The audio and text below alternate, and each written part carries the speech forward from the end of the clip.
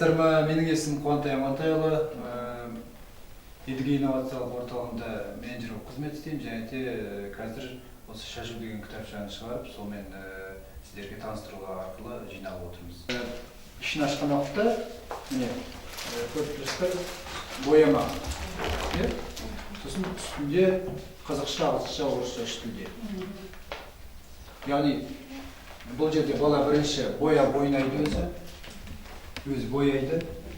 Бояғанда өзі бала егер бірдемен жұмыс істесе, оны өзіне жақын тартады. Яғни ол оныкі. Ол менікі деп есептейді. Сосын оны сол өзіне тарту арқылы біз былай жаңағы мынаның қазақшасы міне осылай жылқы екен, немесе жаңағы сиыр екен. Оның орысшасы мынандай екен, ағылшыншасы мынандай екен деп бірте-бірте үйретуге арналған. Осыған байланысты мен сіздермен осылай жүзбе-жүз кездесіп, өздеріңіздің ой пікірлеріңізді біліп, қосатын болса қосып, алатын болса алып, түзейтін жерін түзеп, күзейтін жерін күзеп, болашақта халыққа ұсынбақшы ойымыз бар. Жануарлар туралы сәл бір ақпарат беріп кетсе қалай болады? Оны біз бүйткенбіз. Мына басында бұл мынандай үлкен қылып жасамақшы боламыз, ат іштері қылып. Содан осы методикамен айналысатын кісілер қарап тексеріп, ол енді осы уақытқа дейін қаншама сыннан өтті. Енді тура қазір бұл халықтың сынынан өтуге дайын. Сонда жаңа кісілер шақырып алып айтты, Қуантай деді, сенің балаң бар ма дейді, бар. Сен балаңа қандай боямақ бересің деді. Мен айттым, әдемісін үлкенінен беріп қойын деп. Сосын айтады маған, сіз өзіңіз ойлап қараңызшы, соны үлкен бересіз, соны бітіре ме бала? Рас ойлап қарасам, балалардың көбінесе бітірмейді. Бір кейде бір ұзағынан ұзақ біреуін бітіруі мүмкін, кейде көбінесе бітірмейді екен. Сосын айтады, ол шағын болу керек, балаға шағын болу керек. Сосын ол шағын болса, мысалға мына жылқыны бояп отырса, шамалғасыз ата-ана болсын, мұғалім болсын айтып салады, кішкентай ғана қал ғой, бітіріп тастап, сосын ойнаймыз, бітіріп тастап, тамақ істейміз деген сияқты. Сосын біз мына жерге ақпараттар жазғанбыз, айттық, жаңа сіздің айтқаныңыз сияқты. Сосын айтады, сіз қараңызшы дейді, мынау кімге арналған дейді. Балаға ма, әлде мұғалімге ма дейді. Сосын айттым, мен балаға, онда баланы сен шошытып нағыласың дейді, толтырып. Онда бір-ақ зат болу керек. Ол бір затқа ғана үйрену керек, бір затты ғана жаттау керек. Басқа затқа көңіл, ол бір күнде мысалы мына жылқыны немесе сиырды үйрену керек, бір күнде. Мына жерде дұрыс екен да, бірақ мысалы болса жылқы, жылқының қасына оның төлін қойса. Сонда бала, мынау жылқы екен, а жылқының төлі құлын екенін бірге үйренеді. Енді қараңыз, ол дұрыс. Немесе келесі бетке оның төлдерін бөлек бар. Бірақ енді шашу деген ол бірінші несі ғой, шығымы. Ал екіншіде төлдері. Мына жерде жылқы, енді бар мәлімет туралы керек емес жылқы туралы. Мысалы жылқының дыбыстарын өтеміз ғой, соны жылқы не істейді? Жылқы кісінейді деген сияқты. Ол ой бар. Сондай. Болашақта жаңа осының несін біз сөйлейтін жаңағы қарындас қоспақшымыз. Қалам бар ғой? Сол башы күшті болады. Қалам бар ғой? Дыбысын берсе? Қарындасты қосып, соның дыбысын бермекшіміз. Болашақта. Бірақ әзірге мынау шашудың мақсаты әзірге. Бұл жаңағы үш тілді қандай да бір баспалдақ беріп боямады. Мына жерде 3-ші кітапшамыз бен 4-ші кітапшада біз мысалы мектепке дейін мекеме балалар мына жерде шамдар деп жазыпсыздар 3-ші кітапшада. Одан кейін мында аңдар депсіздер. Мынау дала жануары деп қолданса болмай ма? Өйткені біз балабақша дала жануары деп қолданамыз, үй жануарлар дала жануары. Өйткені аңдар деп біз жабайы аңдар деп түзетуімізді алуға болады. Негізі берген себебіміз кітапшаның бөлек-бөлек тақырыбы болсын дедік та, оны рас жаңағы өзіміз айтқандай бәрін бүйтіп жинап, бір кітапша алып берсек деген ой болған. Содан кейін ол артынан кейін бірте-бірте қорытындыға осындай сынға түсе келіп, әр тақырып болсын, жаттаулардың ыңғайлы болады, сөздердің атаулардың ыңғайлы болады деген. Мынау егер болашақта мына кітап үлкен көрнекілікпен шықса, ол тіпті жақсы, дайын балаларға. Ұстаздарға да жеңіл болады да, мындай көрнекілік қолдануға. Үлкен мынандай ат-іштері болмай, ат-трида, көлемде болса да. Ойыңыз жақсы. Неге шашу деп алғасыздар? Оның енді әртүрлі тақырыптар болғандықтан бұған бір түрі ат қоя алмадым. Содан менің өзімнің 2 жасар қызым бар кішкентай. Сосын как раз интернетпен жұмыс істеп отырмын, жан-жақпен Facebook арқылы сөйлесіп отырмыз, суреттер жіберіп ат қоямыз қалай деп. сосын қызыма бір комплексін беріп қойдым. Сосын ала қойды. Ана эмоциональный кәдімгі ой деп қуанып қалды кәдімгі екі жарым жастағы түрі түсті. Сосын алды дағы қызығып алды қолынан тартып тұр, біреуін бермеймін, жоқ бәрін сұрады.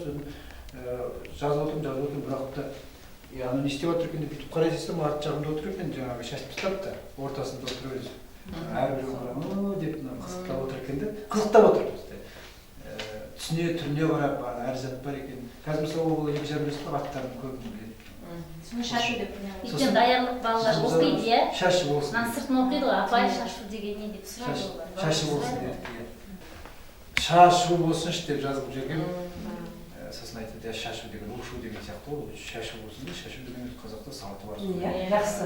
Жақсылыққа шашасың, білім шашасың сен, қабілет шашасың сен.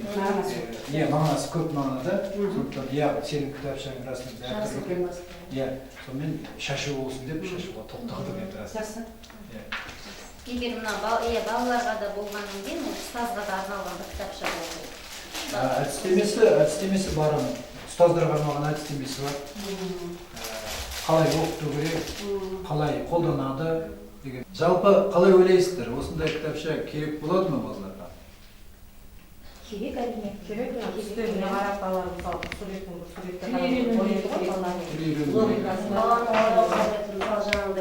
төлі болмағанда дұрыс, бала өзі тапсын. Оның төлі қандай екенін, қалай дұрыс шығаратынын бәрін бала өзі оқып беру керек. Сол баланың ойлау қабілеті жақсы дамиды. Мысалы жаңа біз балалармен жұмыс істеп көрдік, сиыр не береді дегенде балалар өзі ойлап жатыр. Сүт береді, Қандай пайдасы бар қаймақ береді. Қаланың балалар бар ғой, көбінесе үй жануы. Дұрыс айтасыз, бір ауыстырады, сондықтан кітапша осылай менің балам шектелмей, үлкен балам 7 жасына дейін қойдан қорқып жүрді. Ауылға барса қойдан ал енді шамалы танысса, сұрайды ол не деп. Енді ата-анасын сұрайды, апайынан сұрайды, ол не, ол мына не. Енді ол кішкентай кітапшамен жаңағы бәрін үйретіп істедік жүрміз. Қандай да бір баспалдақ. Иә, оңай. Бірақ енді шынайы жасаған уақытта рас осының атауы нағаншама ойландық. Сосын қандаймен топтаймыз. Жалпы біз қуанамыз, қызығамыз, қазақша методикалар шыққанда. Бізде орыс тілінде көп қой, осы қазақ тілінде. Кішкентай формат ыңғайлы ғой деймін балаларға.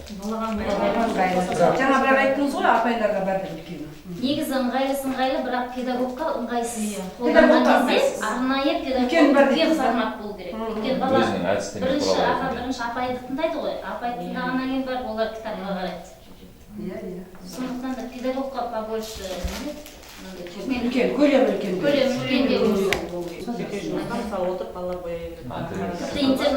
интерактивный тақтаға енгізсеңіздер тіпті жақсы болады. Біз электронный вариантын электронный вариант. Бір жағынан кәсіп, бір жағынан пайда беретінмен айналысқандықтан оның бәрін ойлауға тура келеді. Ол ертең не береді оқушыға, сатып алушыға не береді? Мен сатып жатырмын, маған не береді? Менімен бірге ойластырып істеп жатқан команда бар, оларға не береді? Оның бәрін ойламаса тағы болмайды. Сондықтан осы үш жақты ойлай келе, бірінші осылай көрейік шығарып, өзінің жаңағы тиісті несін қарымын берсін, сосын ары қарата ойланайық деген тағы бір тоқталып. Ал жаңағы электронный жасау енді ол электронный вариантта бәрі тұр ғой, тек қана жинақтаймыз оны. Мына жерде ешкім пара қалып салған жоқ қой, бәрін электронный жасап береді. Ол енді дайын вариант бар. Ал енді бүйтіп көрейікші. Бір кітапшаны қанша теңгеге бағалауға болады? 200 алмайды. Қымбат. Қымбат бола ма? Қолдан ба? Мен алушымын. 50 теңгеден болады. Мен алушымын. Біреуіне 50 теңгеден. Міне 50 теңгеден айтылбаса ұялып отырмыз. Ұялып отырмыз ғой 50 теңгеден. Жоқ, бағасы 50 теңге. 50 теңге бар. Комплект 500 теңге. 5 теңге. Жақсы онда. Бізді жақсы, яғни Жоқ. доллар көтерілді. Кішкентай балаға не аласың дейсің? Қашып сайтсың да, качественно алсаң да, некачественно алсаң да. әр бағасы бала білмейді ғой, сапасын білмейді. Мен мынаны аға бір ретте үйге әкеліп бердім. Бірден бала жұлып алды дейді. Олмен бірге таласып қыз екен, 4 жасар қыздар. Сөйтіп фломастерін алып келген кірісіп кетті. Бір-бірімен қырылысатын болды, төбелесіп қызған. Әркім өзінің несін бетін алған. Қыз өзін кінәлі, бұл өзін кінәлі. Өзін сол сияқты. Бір қалаға жезқазған қаласына барып, сосын әдейі осыдан бір 20 шақтан алсам, өйткені жаққа туыстарымыз көп. Барғаннан кейін беріп жатқанбыз, бір нағашыларымыздың баласына 2-ақ конфликті болыпты, бірақ ол үйде 5 бала болды. Соны как раз сол үй қонаққа шақырды сосын. Енді бардық, сырт жағынан қарап тұрмыз, бір үлкен бала алған бәрін ол менікі дейді. Бір баланы көңіліне екен, бөліп беріп, таратып бәріне. Сосын ол таратқан бала жаңағы бөліп береді, сен қызсың ба, саған саяқ берейін. Сен ұлсың ба, мен саған көлік берейін деп жаңағы. Ол сөйтіп бөліп. Суретіне қарап, жүктер жұмыс істейді мұндан. Ал уақыт бөлгендеріңізге сіздерге үлкен рахмет. Ой пікірлерді айтқандарыңызға да үлкен рахмет.